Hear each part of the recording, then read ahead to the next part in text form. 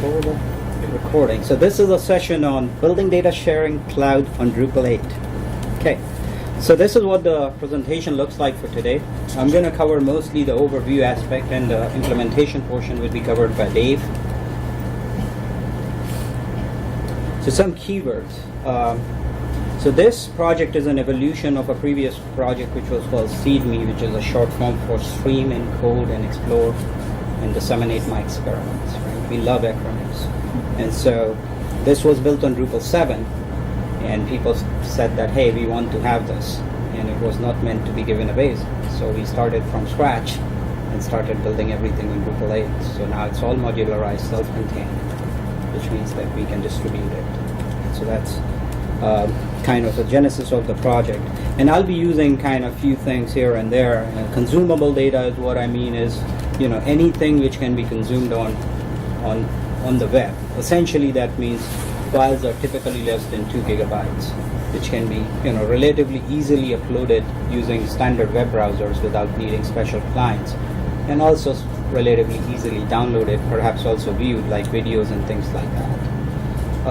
We also kind of talk a little bit about, I might allude to hot data, which means we come from high performance computing background, which means people run lots of simulations, then do analysis of their simulations or whatever feature they are kind of studying, and they want to get access to the results. It could be visualization, it could be some analytics or statistics about whatever simulation they are working on, and they want to get that access to that information from the supercomputers, and so that's what hot data is. And it's, when you run a simulation, that's the hot data. When you run the second one is the hot data. So it's very ephemeral, but the need for accessing that kind of stuff is very high to kind of have that information available to you quickly.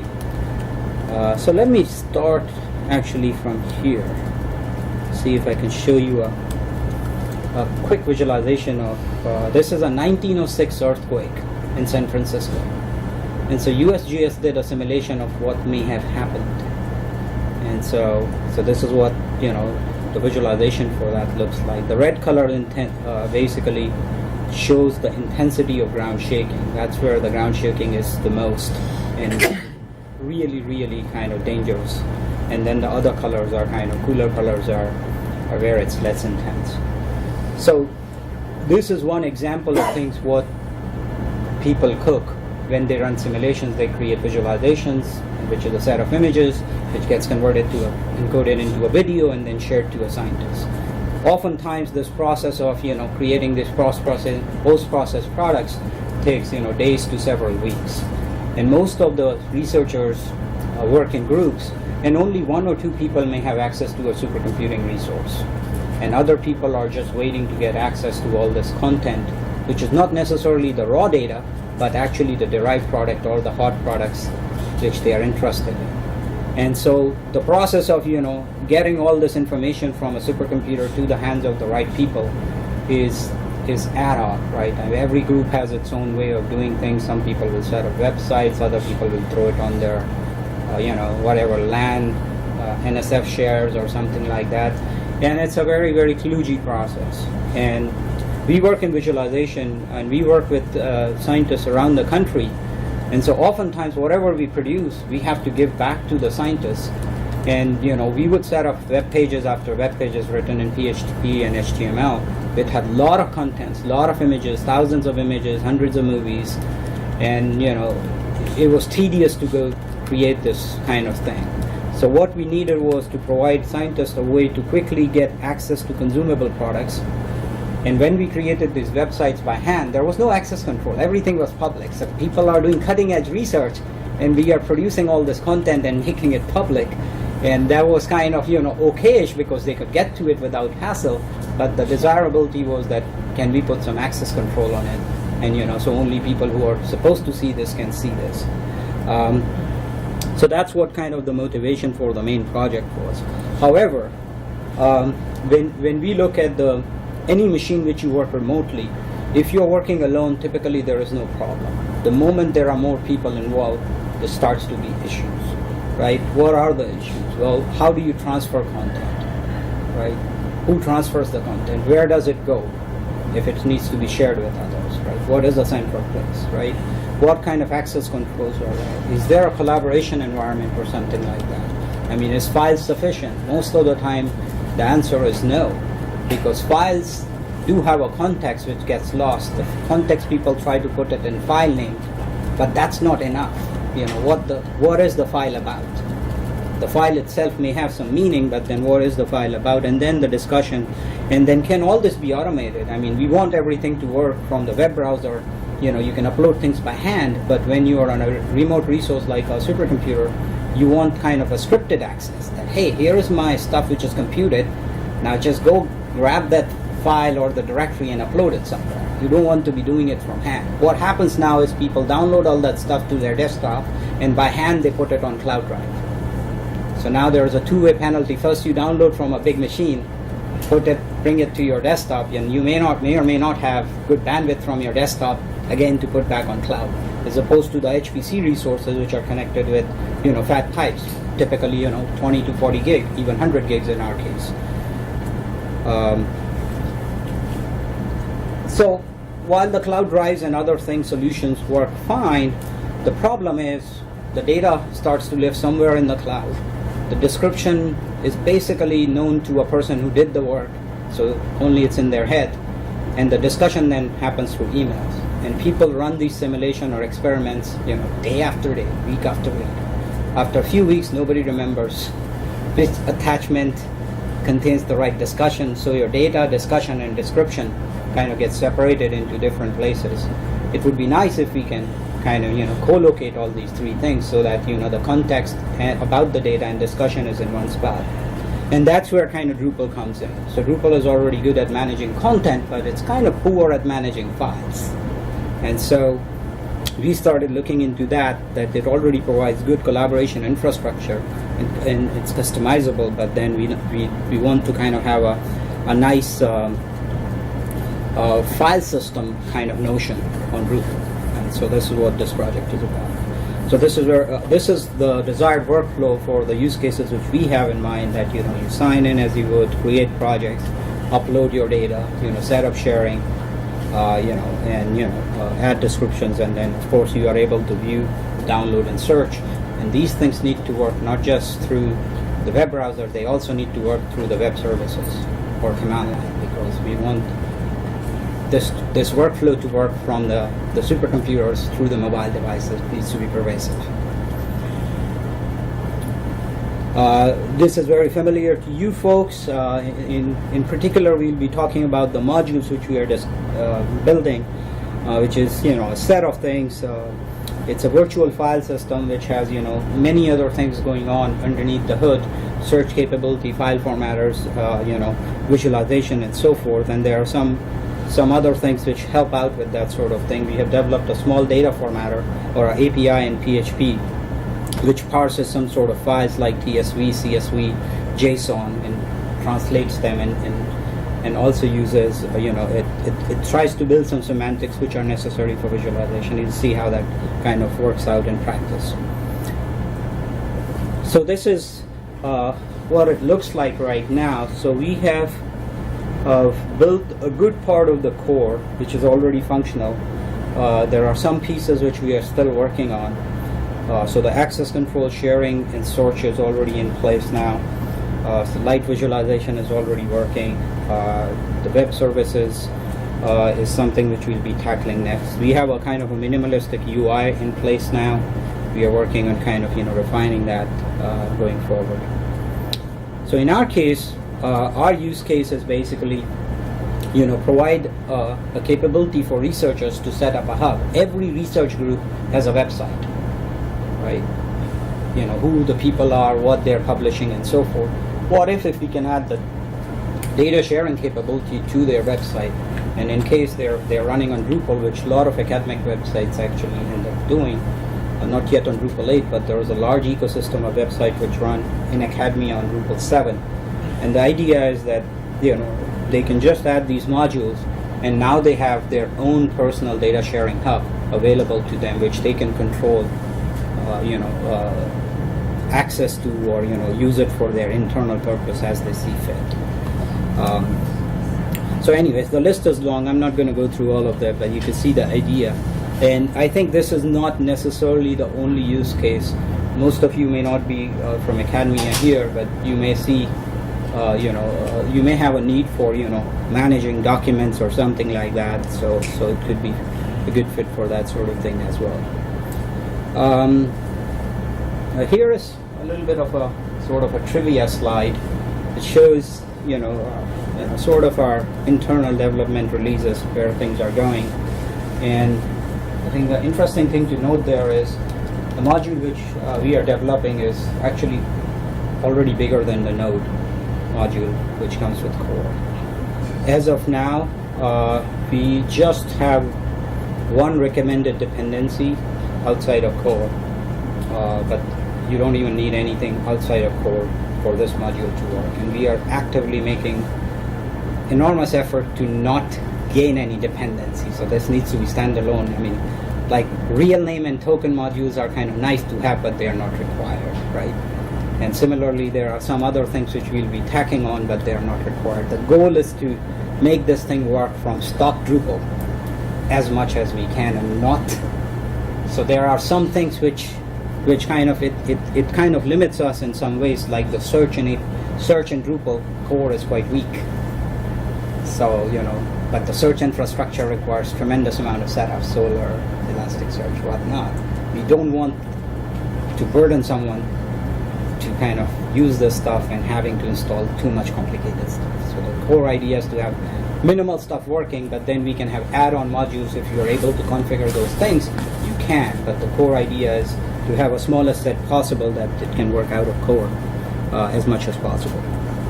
Okay, so I'm going to present quick screenshots and then present a live demo.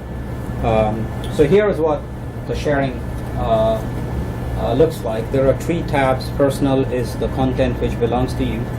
Shared is the tab which contains things which are shared with you, but you don't own them. So your personal stuff doesn't end up looking cluttered over time. And then the public stuff is anything public on the site which is available. And we only show the top level folders. And you'll see the permission model in a moment. Notice there, so you see a familiar folder icon, but now in our case, since it's Drupal and this is a virtual file system, every folder can have a description. And this is a notion of node and body field, and this description can be in rich text. So it's up to you to kind of decide which HTML tags are allowed or not in this particular field, right? So there's a menu which basically allows you to do different operations. If you don't select anything, that's what it looks like. You just are able to create a new folder. If you select a folder, you have different set of options available in the UI. So the UI is context sensitive on what's selected, right? So you can move things around, delete things, and so forth. And more importantly, share this thing. So for sharing the folder, our UI is still preliminary at this point.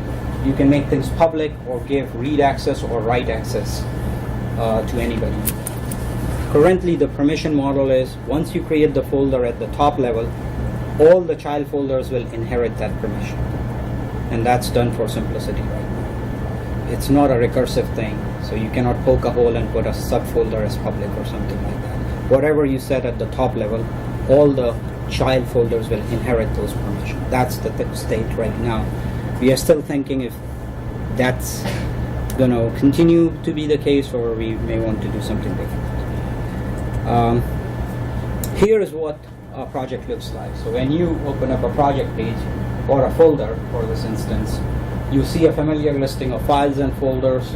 You see familiar listing of a few columns which you can sort. Notice in this case there are different owners. Basically, the other user has write access to it, so they can add files or folders. There is a breadcrumb. If you enable that block, it starts to show the path where you are on, because you could be pretty deep out in a hierarchy of folders, and you need to kind of know where things are. Then, as I mentioned earlier, the file listing only shows a trimmed version of description, and that's the actual description when you get onto that folder page. So this is a folder actually, right? On a cloud drive, this looks like a bunch of files and folders, but in our case, this is what you can do, right? You can put in context about what this folder is about. It's not just a folder name. It can have all the discussion or whatever description or the context about that folder it may have. And of course, it can be formatted with HTML. This is what I mentioned. You can have description. Since the entity which we have built is fieldable, you can add more things like you would add on a node. So in this case, we have added comments, right? So now your data description and discussion can be in one spot, right? There's nothing stopping us from adding taxonomy or any other fields, date or something like that to this. This is a fully fieldable entity you can add and compose. Now once you add those things, those entities or fields are available on both files and folders, right? As is the case with any entity in Drupal. Again, once you select any option, the menu again changes based on if something is selected or not.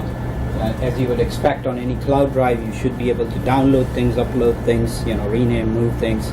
And in our case, you can edit the folder, which means add description and edit any field which may be there. Again, so let's take a look at one of the subfolders in the previous project here. And the colors are a little shot there. But what we are going to do is click on that file, and that's a CSV file which is selected there. And if you have a CSV file, this is what happens. We basically parse that CSV file, try to make sense out of it, and try to create a chart. And there are different chart options. If one chart type doesn't work for you, you can switch the charts or just display it as a table. So this is all automatic. You don't have to do anything. And the idea is to not create the prettiest visualization, but to get a good idea of what the content may look like. If it's amenable to plotting, we just plot it. Because most other times, in our case, people download the CSV file, put it in Excel, and plot it. So we do that automatically here. And this is all handled by our small data PHP library, which is independent of Drupal. And that parses the files, built the semantic structure, and we use Google Charts right now to plot these things. But there could be other backends that could be used, D3, HiCharts, or whatever. All right, so let me see if I can show you a quick feel of things here, how things work. So this is our test site. As you would expect, you can create a new project. In a new project, you can go and upload files.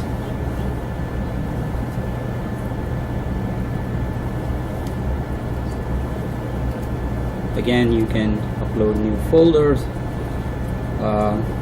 If you select a file, you can edit that file. Essentially, the edit file will allow you to add any description, right? And if you have enabled a WYSIWYG or whatever, you can allow your users to style those things appropriately. In this case, it's a PDF, so it gets rendered. Right? That was a PDF file. Let's go back in there. Let me upload an image or two here. You make the screen a little larger. Okay, let me see if I can make it work. We lose some columns there. So, in some ways, that's a good idea. So, we are trying to make the thing responsive. So, if you're on a small scale, so you don't see all the columns, right? So, the date modified and the size columns disappeared. So, it's still work in progress. And so, here is an image. You see an image. Of course, now comments are enabled on this entity, and you can choose to enable or disable them as you see fit. Right? Let me give you an example of the visualization stuff. Let me upload a set of files. So the parser which we have works on CSV, TSV, JSON, HTML. If there is a HTML page which has table, we parse that out and try to plot it. And so here are a bunch of files. So here, let's take a look at the HTML page first. So here's Apple stock, right? And it's got plotted automatically, or you can change it to, if this doesn't make doesn't make sense to you, you can change that visualization. Let's take a look at JSON. Again, simple stacked bar chart. Let's see if there is one here. No, not this one. I think this one is in here. So we also parse a graph, okay, and try to render it. If something is on a graph structure, we can plot that as a graph. Yes, here is another interesting one. So the idea is that, you know, the formats which we understand, we try to display them. The idea is to make things consumable as fast as we can, and if we can, then we fall back on just showing a link and the description as you would see on any cloud drive. Okay, and so let's quickly see the sharing here. So go back up, you can see our tabs. This is the thing which we created. I want to share this with someone. So this is the current user interface. It's going to change. You can make things public. You can give access to somebody to only read it, or give author access, which means they can delete files, add folders, add files. Once somebody has a view access, they can obviously download files, but they cannot edit the file or upload the file. There are some, with many modules come with permissions, so in our case we still have permissions. It's up to you to kind of classify whether people can create top level projects or not. So they can only be a collaborator, or can they start to create their own project or something like that. So let me see if I can show you quickly the admin interface. So here is a quick reporting about, you know, who owns what and how much. And then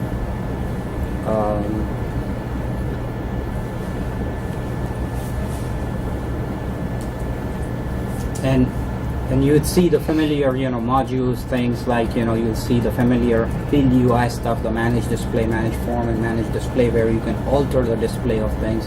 You can hide columns, which if you don't want to show that, or, you know, change things around. So it's a rich set of things which are available here to the administrator to kind of decide what gets kind of, you know, set up. I think the interesting one to show here is, okay, so since we are managing files, right? Well, if you are a cloud drive, you cannot possibly come up with a laundry list of extensions which you're going to allow, right?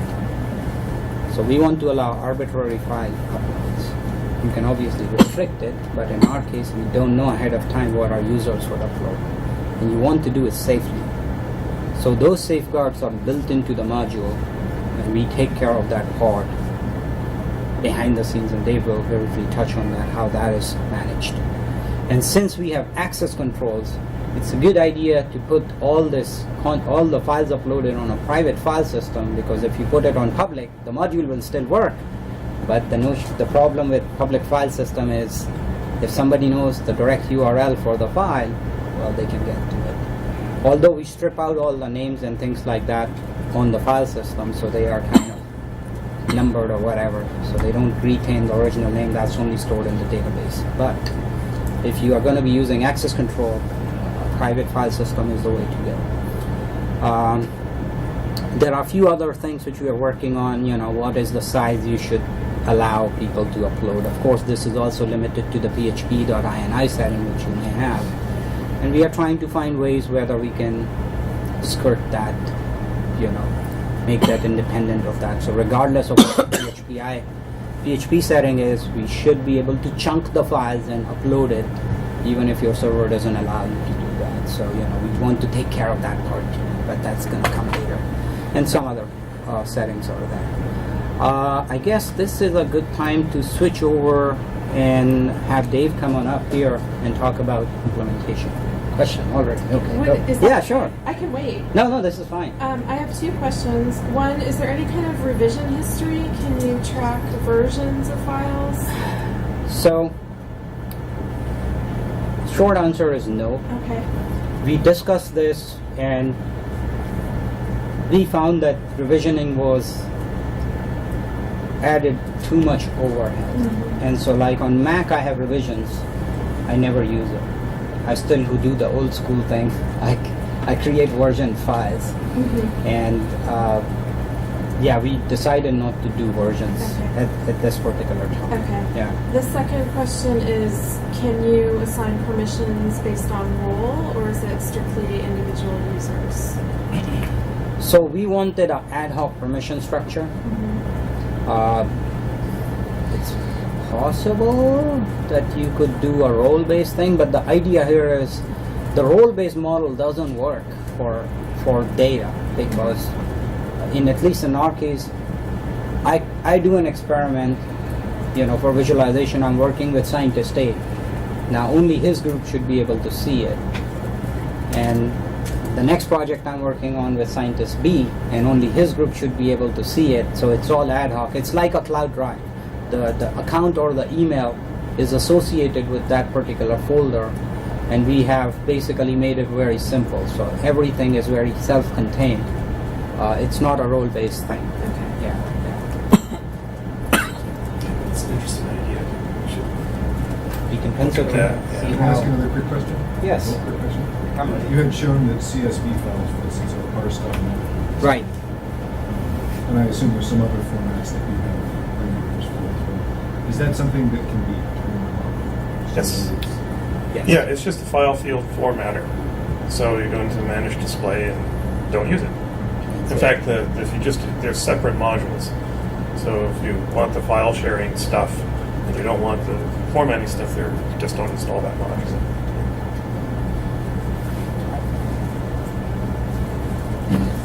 So I'll talk a little bit about the implementation of this. This is more Drupal geek stuff, but you can see that we've got a lot of stuff going on behind the scenes. This is not a local file system browser. There are those kinds of modules that you can find for Drupal that really just expose the file system of the server. That's not a secure way to do things. We wanted access control that's based upon Drupal accounts, not the local computers accounts. We don't want to expose everything to everybody. We need control of these things. So this is not a file browser of the local file system. It's a file browser of a virtual file system that is managed by Drupal. So the core of this is we need an entity type that's going to manage folders and files and understand what those are and to build a hierarchy. Drupal has no inbuilt notion of hierarchical content. A node, for instance, is a self-contained thing. While it might reference other nodes, there's no notion of a larger structure to combine those. You have to impose that either by user authoring convention or by writing code.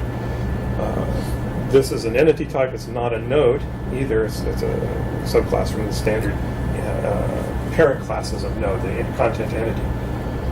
This is a good thing. A node is more tuned to making, say, an article or a blog post, while this is about files and folders. The module has to implement the access controls. As you've already seen, it's access controls where you grant specific people access in a specific way to specific parts of your content. We track usage. This is partly for keeping track of how much content different people have, and this is for sites that need to have an accounting system, quotas, and some way of charging for storage or something like that. So we have to maintain that kind of information so that it's available for that system. We have to display lists of files and folders. We have to display whatever other fields are in there, comment, change, and all this sort of clutter that you could add into this. And then, as we talked about, the field formatters for displaying things such as to do plots or showing images or whatever else you want to do. While we have experience with our users on the prototype system and the kinds of people we're dealing with and have use cases for those, we also acknowledge that there are use cases that aren't ours. And so we've tried to offer this to be as generic as possible so people can use it for other purposes. This is not specific to high-performance data from supercomputers, but that happens to be our particular interest. And of course, everything is open source. It's all documented APIs, so it's all very extensible. So the core entity type, for instance, and this is one of the things you get with Drupal 8, is this class hierarchy to help you leverage a lot of core features of Drupal and then extend it in a particular direction. So we're doing that. We add in a pile of special fields. Some of these, or most of these, are actually internal fields for maintaining structure. If you think about a file system, like on a Linux file system, there is a hierarchical structure there, folders and their children, or files and folders and their children. And if you're going to implement it in Drupal, you have to have some sort of linkage structure to connect everything together. And many of these fields are associated with that and with the access controls and so forth. For the most part, you never have to see this. Certainly if you're a user of the module, you never have to see this. If you're a developer for this, then they are available via the API, but most of the time, probably don't mess with that either. Like other entities, there's creation dates and owner dates and all these sorts of IDs being tracked. And then, of course, this is fieldable. You can add whatever additional fields you want for whatever additional documentation you want about files and folders. As I said, there's a linkage structure. In this case, in order for database queries to go as quickly as possible, it's more efficient for children to point to their parents than for parents to point to their children. It just makes the queries nicer. Speed is important because we are anticipating large directory trees. Simulations tend to generate a very large number of files, often very small files, but a really large number of them. And so folders could have a lot of children and subfolders and so forth, so performance matters.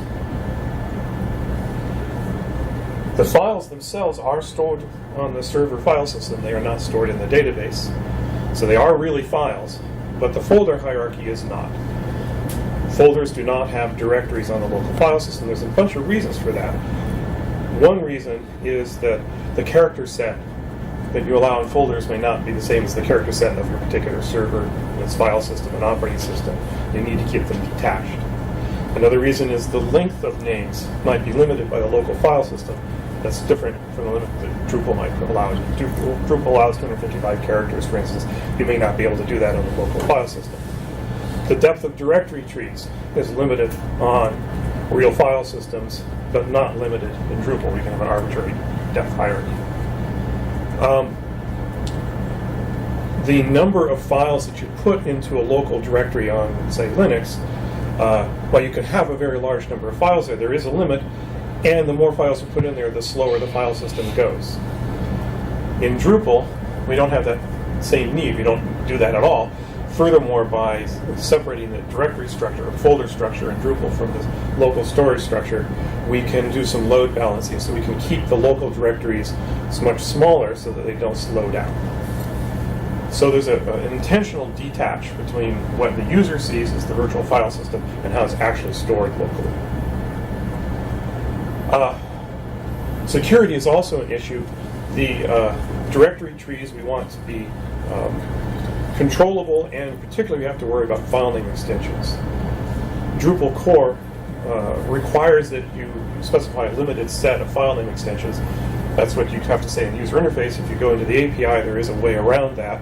However, that way around that is largely broken. It still imposes certain limitations on things, and its purpose is sound.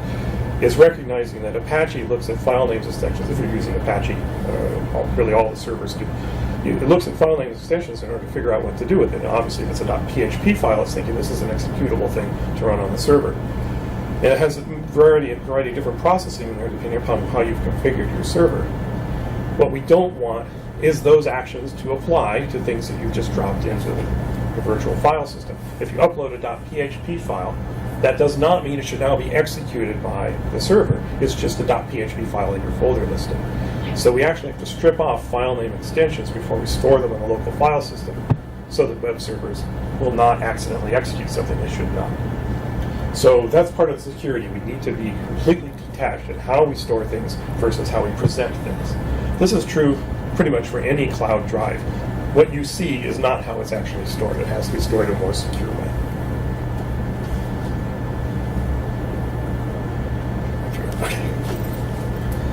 Again, access controls.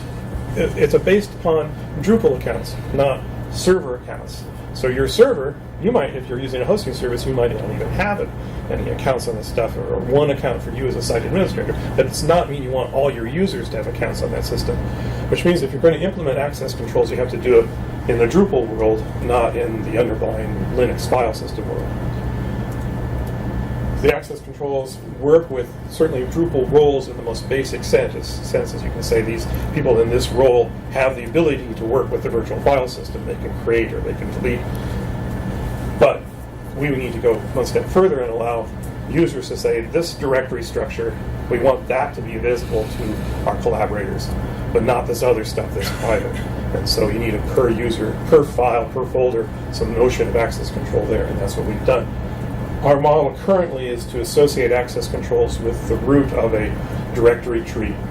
And so whatever's at the top, you say, I want this whole tree shared, and now all of that is shared. And that's common for many of the cloud drive systems out there. And it's not the same as, say, a Linux access control system where you can change permissions and there are sort of hierarchical cascading permissions.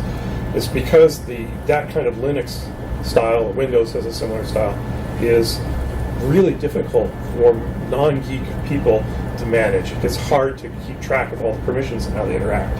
And so cloud drives tend to only have permissions set at the very top of a directory tree and say, this whole folder tree I want shared or not shared, not individual things within it. And so we've used that same model in this permission system. We use Drupal core wherever we possibly can. We use views.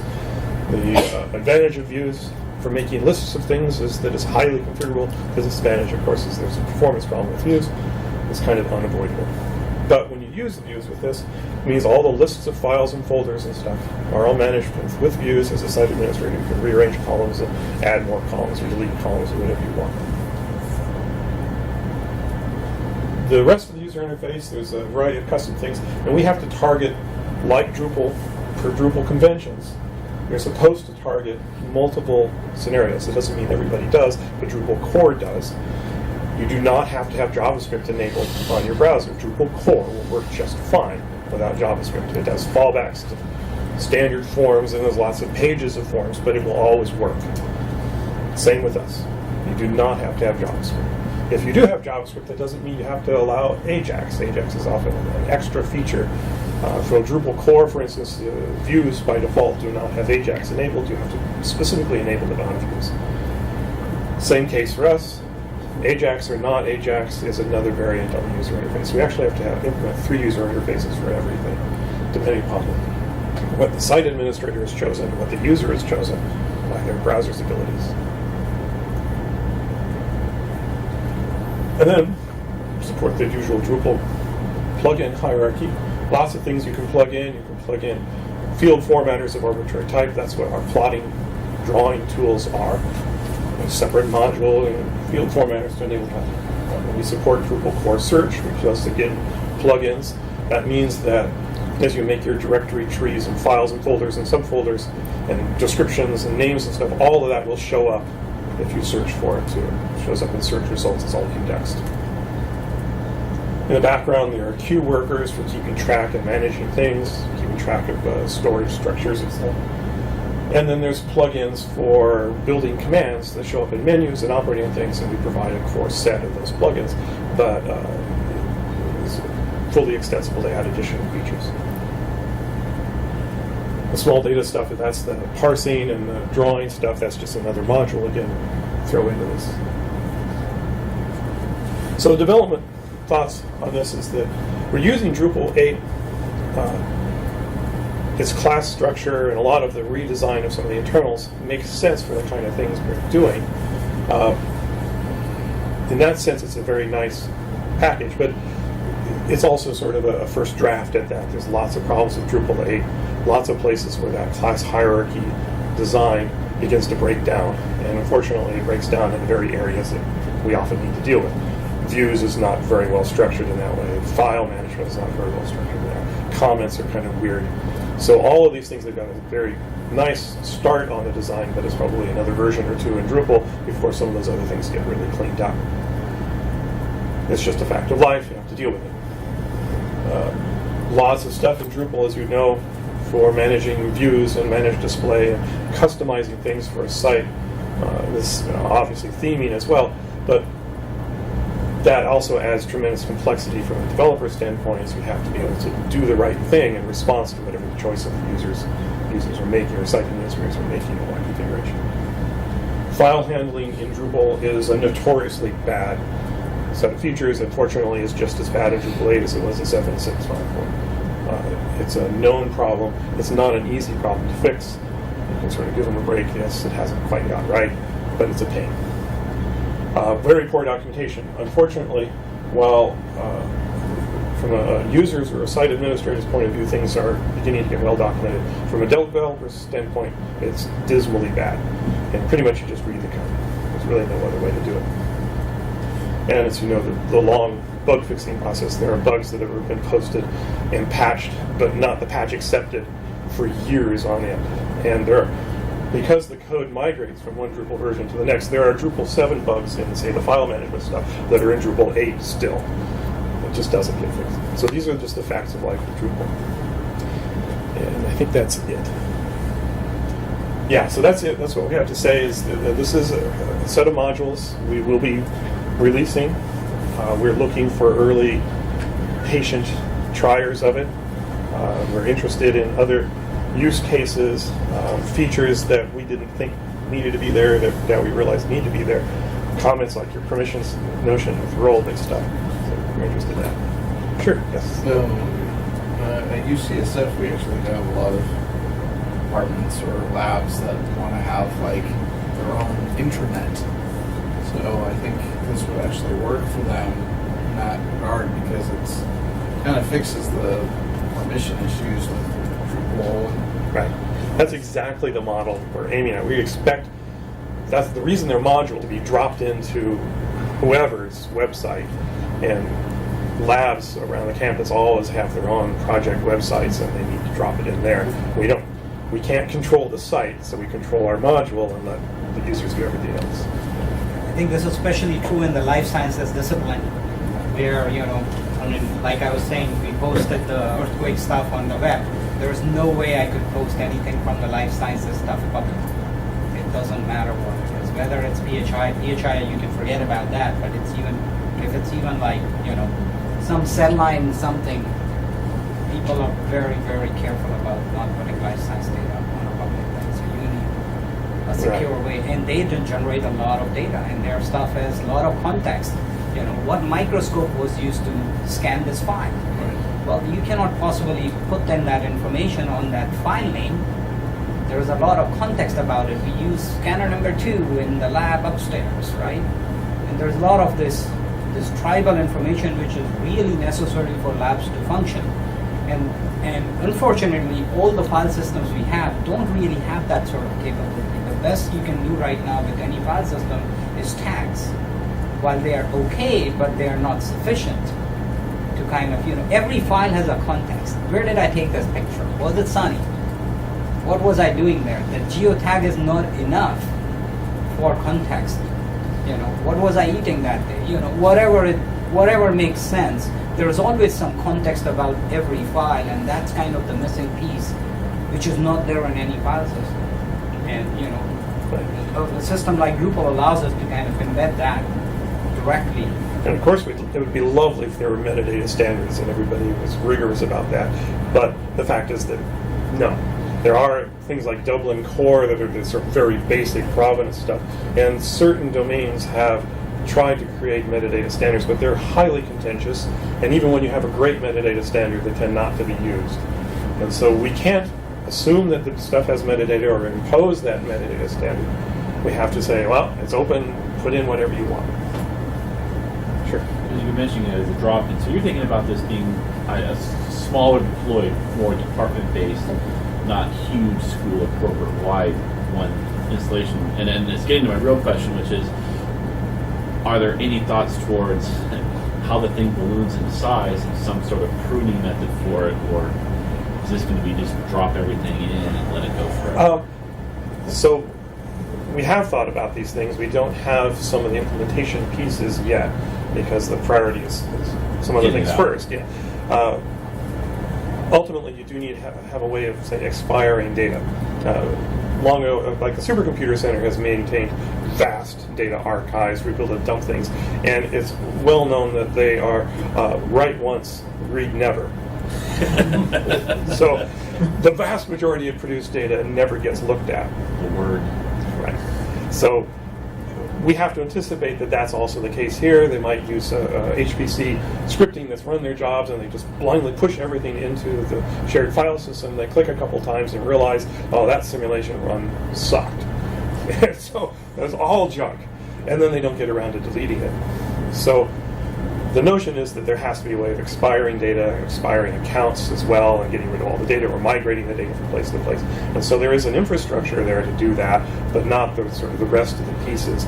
Because at some point you divide that functionality as one part is the data management, another part is policy. And policy is a site-specific thing, while data management is what the module is really intended to do. So we've gone up to the border and not on into policy yet. Because we don't know what the use case is going to be, and I think it's dangerous to tread into that territory because it's. But I think there is one valid underlying question in there: how well does it scale? Right? We don't know. There are performance problems that would certainly come up. We have tried to address some of these in design choices, but there's going to be more. So we would really, since I think we might be the worst abuser of this module being at a supercomputer center. We generate millions of files. So we have a good test space to kind of play around with that. It's just that we are stalling on that process because pre-optimization can kill a lot of our core work. So we are waiting for the optimization process to come in once we finish core set of features and then look at optimization.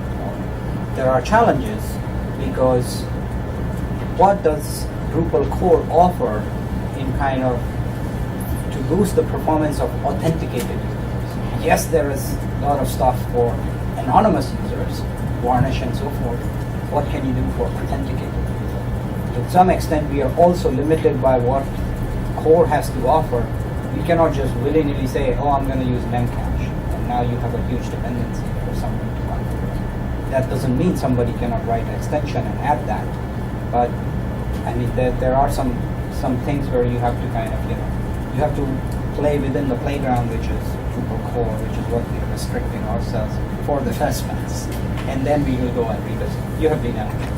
So I have a potential use case for something like this, which is entirely different, which is essentially digital asset management for archival storage of records. Correct. Not necessarily Right. simulation. Right. And the set of features is similar, it overlaps, but it's also slightly different in that there are very established metadata standards that need to be met in order to do the record keeping, which I assume you're going to do structurally. So since it's fieldable, Right. So the other thing that is a requirement is sort of data retention policy stuff. And I'm wondering if that kind of automation is part of the Cuber plugin, potentially, in that you could have retention policies that flag records as having been stored for too long. Is that something you consider? It's sort of the same question as what's the data management task versus the policy task. And the policy task uses the data management stuff, and there needs to be APIs and whatever tracking information, date and timestamps and usage information has to be there, and we've put as much as we can there. But ultimately, it's a policy decision about what does it mean to expire or flag things, how old, all sorts of things. That we envision as separate code from this. But he has to be able to use our stuff, so we've tried to do everything. When we have hooks, we have APIs, as document, we've tried to do the right thing. So you've thought about that? We have definitely thought about it. We believe we have all the information in hand and available through the APIs to make policy decisions. When was it accessed last, and who owns it, and how big is it, and so forth. But we don't make the policy decisions. so we had long discussion about expiry. We wanted expiry from day one. And we decided that we need to build the infrastructure first because expiry is a per site decision. Well, and it's not so much expiration as it is flagged for introduction into a separate workflow. Yeah, and I mean, it could be review different things for different people. Right. So, and so I think the first pass is to get the infrastructure in place and have it extensible, and then basically come up with minimal set of things which we can think that a lot of people would use. Of course, everybody's use case would be different, and at that point, some extension would be required. But that's going to be very site specific. We're always trying to abstract things so that it works for many different things. So we could see that the API needed all the usage tracking stuff, so we abstracted that part. But when it gets to policies, like your policies would be different from our policies, even though there's some overlap, we wouldn't want to hard code in those policies. I have a couple of questions on the dependencies. Do you have any environmental dependencies, like assumptions about how the system is tuned to actually run this thing in the usable way? Just like standard sort of lamp install it. So standard system, we do not assume Apache, we do not assume MySQL. We go through whatever the Drupal SQL layer. We're not doing anything special there. In terms of like I already said, we abstract away from the local storage versus how you see things. The local storage directory tree, the site administrator says, put stuff here, and from there down is where things are put. That directory tree uses strictly numeric file names, so there's no character set issues, there's no extensions. They're only 4 characters long. It makes a directory tree. It's based on actually on entity IDs. So as you add more content, it creates out more directories. The load balance is based on that. Those are the only assumptions. Those are very short directory paths. They don't run into anybody's limits. And that's all, everything. The second question is, you said that search is that, but you mentioned solar a number of times for using search. Is the assumption that you would set up a solar instance in order to do the search of this? Does it expect solar specific? It does not. We use Drupal. You don't have to have search at all. Okay. So search is not a dependency. We've tried to keep our dependency list really, really short. It's the things you would have to turn on in any field. You have to have field. Okay. You don't have to have field UI. You have to have views. You don't have to have views UI, and so on. So it's a very minimal dependency set. If you have enabled search, then we have a search plugin that will be pulled in automatically by enabling search.